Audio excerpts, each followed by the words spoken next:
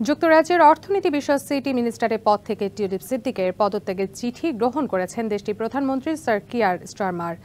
প্রতিক্রিয়া টিউলিপকে একটি চিঠিও লিখেছেন তিনি। টিউলিপের জন্য দরজা খোলা আছে বলেও মন্তব্য করেন ব্রিটিশ প্রধানমন্ত্রী। তার স্থলাভিষিক্ত হয়েছেন লেবার পার্টির এমপি এমা রেনল্ডস।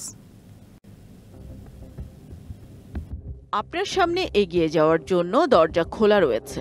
মন্ত্রিসভা থেকে পদত্যাগ করা ইস্যুতে টিউলিপ সিদ্দিকের চিঠি গ্রহণ করে এভাবেই তার জবাব দিলেন ব্রিটিশ প্রধানমন্ত্রী কিয়ার স্টারমার।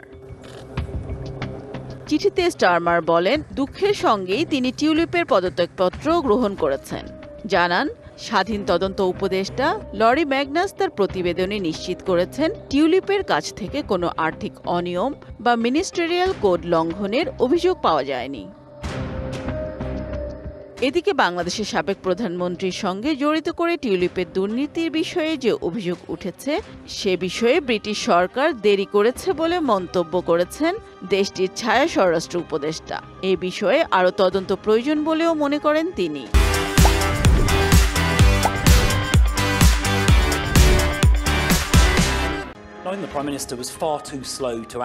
আমি মনে করি প্রধানমন্ত্রী টিউলিপের মামলার ক্ষেত্রে ধীরগতিতে এগিয়েছেন। স্বাধীন উপদেষ্টার প্রতিবেদনে বলা হয়েছে, টিউলিপ সিদ্দিকী যেভাবে ব্যয়বহুল সম্পত্তি কিনেছেন তার উৎস সম্পর্কে এখনো অনেক প্রশ্নের উত্তর জানা নেই। এই বিষয়ে আরও তদন্ত হওয়া প্রয়োজন।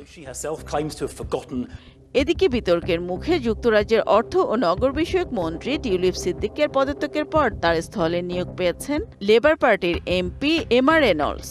৪৭ বছর বয়সী এমা গত বছর জাতীয় নির্বাচনে নির্বাচিত হন।